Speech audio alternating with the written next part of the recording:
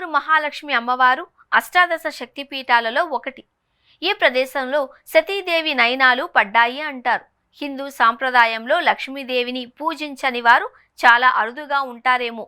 ఇంతమంది అనునిత్యం పూజించే శ్రీ మహాలక్ష్మికి మన దేశంలో విడిగా ఉన్న ఆలయాలు తక్కువే. లక్ష్మీదేవికి ప్రత్యేకించి ఉన్న ఆలయాలలో కొల్హాపూర్ ఆలయం ముఖ్యమైంది. ఇక్కడ అమ్మవారి నయనాలు పడ్డాయి అంటారు. పరమశివుడికి కాశీ ఎలా అవిముక్త క్షేత్రము, ఈ మహావిష్ణువుకి లక్ష్మీదేవికి ఇది అవిముక్త క్షేత్రం. ప్రళయ కాలంలో శివుడు తన త్రిశూలంతో కాశీ పట్టణాన్ని ఎత్తి రక్షించినట్లు మహాలక్ష్మి ఈ క్షేత్రాన్ని తన కరములతో ఎత్తి రక్షించింది. అందుకే ఆవిడ కరవీర మహాలక్ష్మి అయింది అంటారు. మహారాష్ట్రీయులకు కొల్హాపూర్ మహాలక్ష్మి అత్యంత పవిత్ర యాత్రాస్థలం. వీరు అమ్మవారిని అంబాబాయి అని పిలుస్తారు. అగస్త్య మహాముని అచంచల శివభక్తుడు. ప్రతి సంవత్సరం కాశీ వెళ్లి విశ్వనాథుణ్ణి దర్శించుకునేవారు. అయితే వృద్ధాప్యంలో అగస్త్యుడికి దూరంలో ఉన్న కాశీ నగరాన్ని దర్శించుకోవడం కష్టమనిపించి ఈశ్వరుని గురించి తపస్సు చేశాడు. శివుడు ప్రత్యక్షమై నీకు వరం కోరమన్నాడు. అగస్త్యుడు తాను వయోభారంతో ఏటా కాశీలో ఉన్న శివనాథుణ్ణి దర్శించుకోలేకపోతున్నాను అని, దానికి కాశీకి ప్రత్యామ్నాయంగా తనకో క్షేత్రాన్ని చూపిస్తే అక్కడే తాను శివుణ్ణి దర్శిస్తాను అని కోరాడు.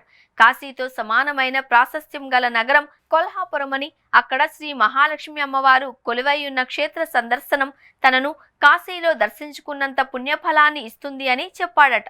మరొక కథనం ప్రకారం భృగు మహర్షి చేసిన అవమానాన్ని తట్టుకోలేని మహాలక్ష్మి వైకుంఠాన్ని విడిచి సహ్యాద్రి పర్వత ప్రాంతంలోని కొల్హాపూర్లో వెలిసారు అని ఒక కథ. శంకరాచార్యుల వారు ఈ ఆలయాన్ని దర్శించి ఇక్కడ శ్రీచక్రాన్ని స్థాపించారు. తరువాత విద్యాశంకర భారతి ఈ క్షేత్రం యొక్క ప్రత్యేకతను గుర్తించి ఇక్కడ ఒక మఠం నిర్మించారు. దత్తాత్రేయుడు ఇక్కడ ప్రతిరోజు మధ్యాహ్నం భిక్ష చేస్తారు అని ప్రతీతి.